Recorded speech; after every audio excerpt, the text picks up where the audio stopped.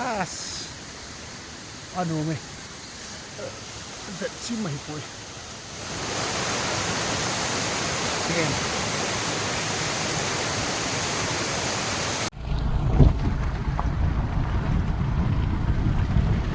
oh đã ăn thiệu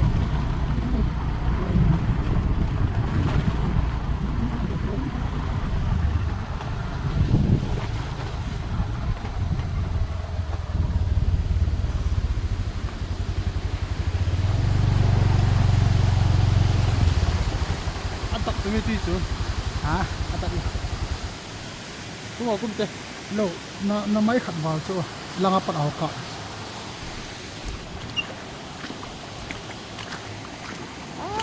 tuy cho thiên sát đấy à tuy thiên nam chứ go là ngapa ai chứ bù chỗ lao pa hồ chỉ ba vetnom mong ngày ti họ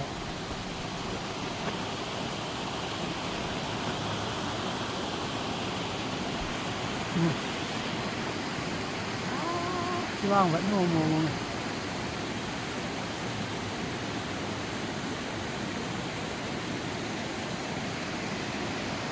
photo nên cả mấy lần về khắp đi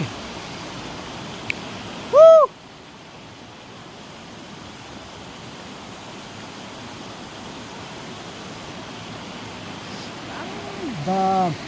cái chiếc khi hạ đấy không như nào vậy nó mong gì ôi vale xong rồi mà chỉ xiêm hơi hành năng nào go xiêm hơi hành năng thì là khúc khụt hành năng nào tuy khụt đã không khí lẽ vậy nó làm gì chưa chứ quay thì là độ yêu lớn à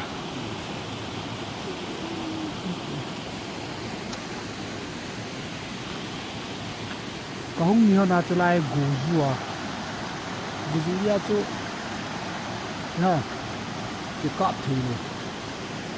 mà cho lâm pia các loại cung hoa nào cho chỉ hơn cái nhà vàng ta không có cọp này thì nó chỉ à vậy nôm hết vậy nó không tạ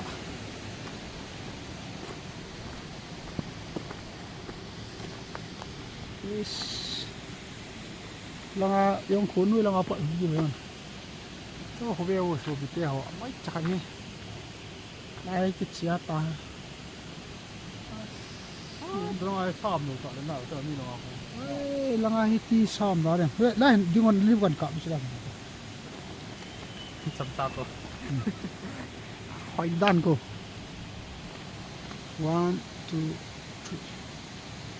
3 nào vào đây đang bắt không phải sợ cái đó cái gì kia mua cái này cầm mà chỉ hành phát hình ta cầm mình phát này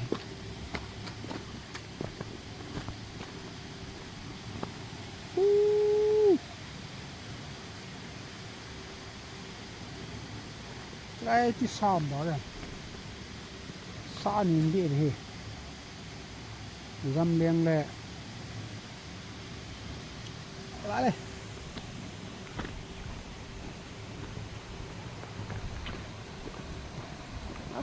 tuy chỉ ai cài ông hi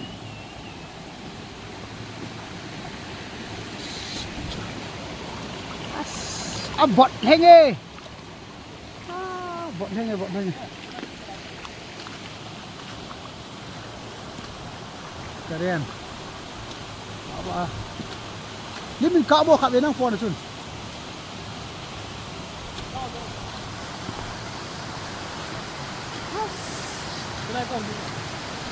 đó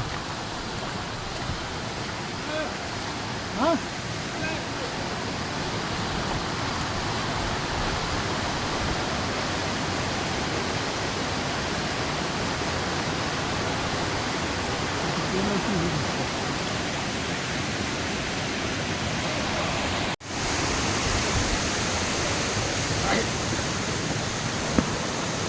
cạo bộ khát đi selfie cái bộ khát đó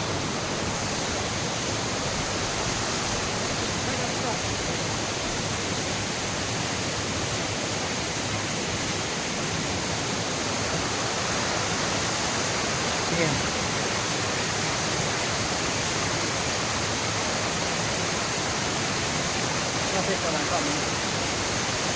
sai rồi cái con này phải có đấu tiền ra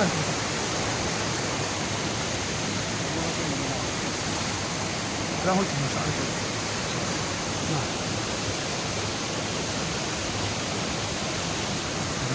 ngã đi cái con tầm nó là siêu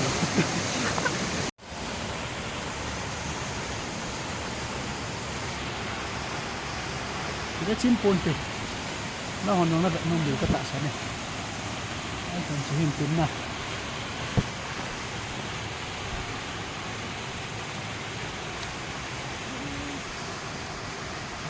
vào luôn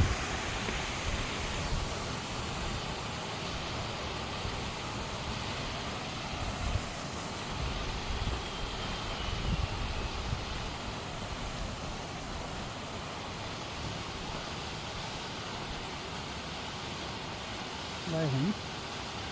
tại vì selfie bỏ kỹ pass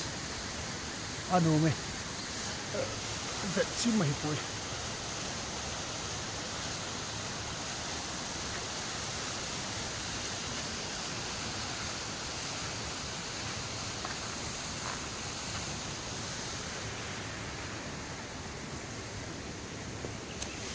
nó làm đấy đây dâu pi cặp họ hàng đến dâu pi cặp họ hàng đến km sống thung mà vậy gam chỉ cần vậy sát tán ti làm pi chia hình cái chứ mình điều thì để ham lại bu hi cái chứ hi con hồ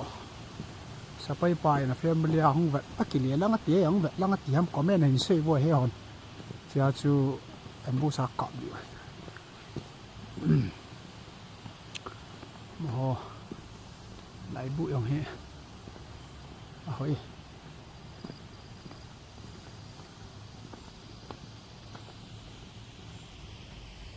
muốn chứ nó sai thả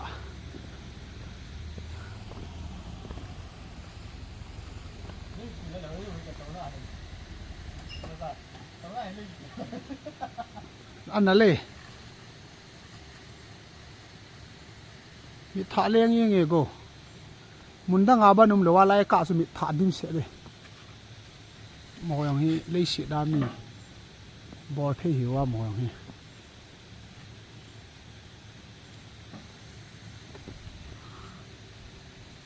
kan cặp à nó cặp được cả lạ chưa không phải cần chơi đâu đâu đi cặp không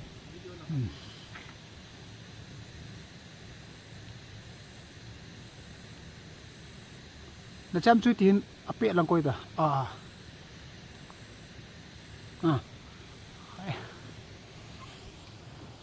dâu pi km xong rồi thua mà bạn nữa đây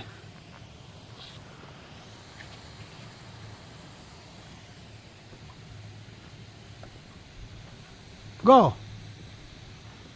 sapai pa chung chi hong vena kile langa ka mo he levia hong na ham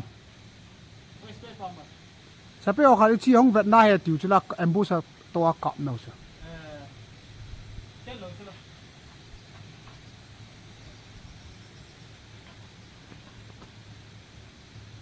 asunga ji piu mai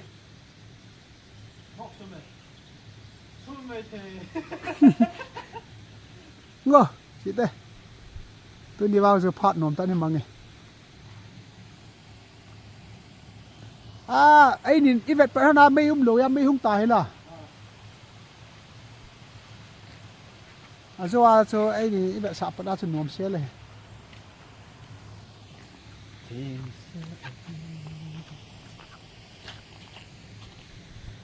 ăn nào đàn chưa này nè cái lim chú hay thế nào vợ sinh người ta có cọp chưa tốt rồi chứ đây chúng ta đã đun thế là thấy nhá tôi đang ai chân hi chạy thế ta hết ta hồi nó lá hi cái gì ý không khỏi không chỉ gì vậy cái tên cái thiệt tiếng tức là phải là mà là apple xì không kỳ quái thì cái việc nôm bẹ sẽ gari thì để độ rồi đi sa đến mong mày là nó tay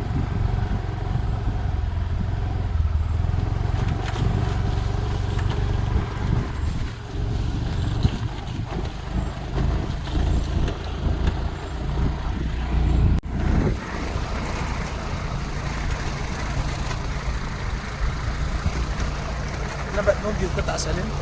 cái ông các vetnom hệ và phải đúng ta chú các bạn phải này mấy hung đuổi các bạn trai trai họ này mấy hung cái to đi là mấy nữa anh nói mô mô gam sunga hi thil kidang dang mày vậy nè cái vangpha cái nào thì mình cho tao đi à mà đúng cái tập xe đấy năm năm tập chạy nó sang chân